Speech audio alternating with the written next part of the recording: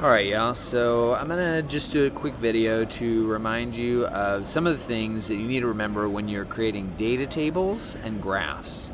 Okay, now most of this is pretty straightforward, but you probably should have learned it back in ninth grade, but I want to make sure that you guys remember some of those important things. Alright, so the first thing is any table that you have needs to have a title. Okay, the title needs to be specific enough that I can read the title and I can kind of figure out what's going on. All right, so salt concentration, light transmittance. So it looks like I'm changing salt concentration, and that changes the amount of light passing through whatever the material is. All right, so that's pretty straightforward. So that's a good title.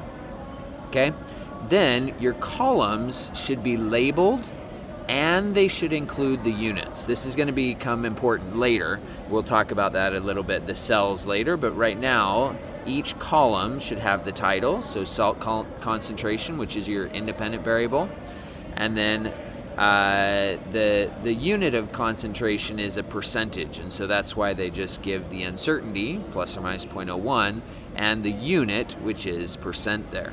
All right, the transmittance is the same. The unit for transmittance is percent transmittance, and the uncertainty is plus or minus 0.01. So we have titles, we have units, and we have uncertainty. All three of those things need to be there, because in the next segment it says for number 3, use only numbers in the cells.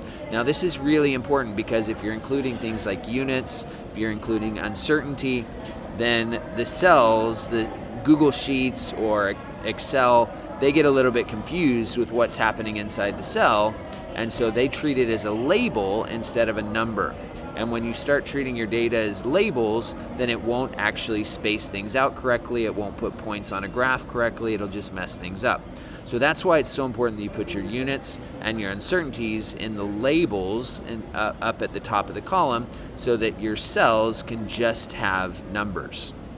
All right. Now, in connection with that, when you're writing the numbers, you should have the same number of decimal places in every measurement. Now, this is assuming that you're measuring it in the same process every time. What that means is that you have the same precision.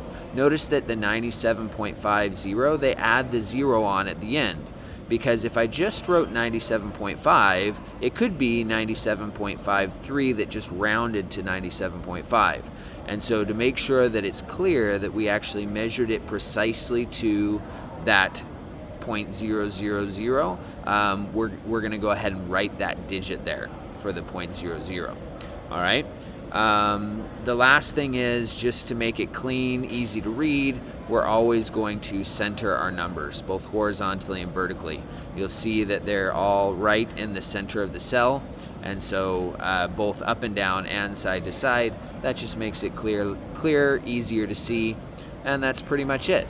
All right, so that's pretty straightforward for tables, mostly just labels, units, uncertainty, and then make it clean and clear with the same precision in every data point. All right. Now, if we go over to graphs, I'm going to talk through it, and then I'll show you an example on the whiteboard. All right. So here we go. We have graphs need a title. So obviously you include a title. Same thing as with your tables. You should label your axes, and each of the axes is going to be included with the units. Okay, you don't have to put the uncertainty there, because we would use error bars to represent uncertainty. The independent variable generally should be on the x-axis, and the dependent variable on the y-axis. Now this doesn't always have to be the case, but generally speaking, unless we have a really good reason to do otherwise, independent, the thing you're controlling, goes on the x-axis. Dependent, the thing that is changing as a result, goes on the y-axis. Okay, make sure the scales are appropriate. Okay, don't just put down the values of your data points. Make sure you have a scale that allows you to cover most of the graph.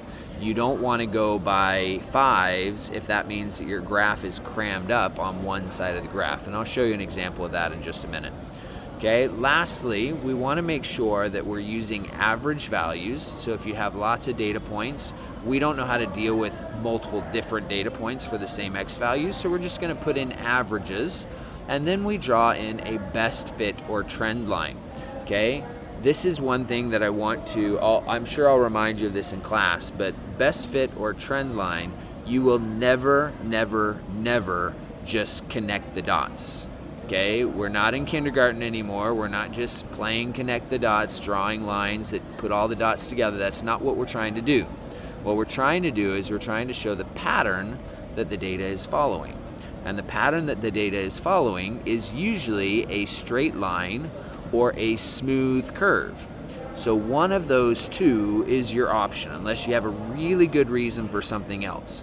Most of the time, if the data is not perfectly straight or perfectly curved, it's probably our fault because there's some random error, we're making mistakes as we go. All right, so please, as you're creating your graphs, always draw a trend line, and it will either be straight or a single smooth curve. All right, so at this point, we're gonna move into the whiteboard, and I'm gonna show you an example of this. All right, so here we go. So I wanted to show you an example of making the nice graph. Now I know it sounded like a lot of different things, but I mean, if you look at this, it's not really all that complicated, right? You have a title for the graph. So distance versus time for a remote controlled car, gotta include the title.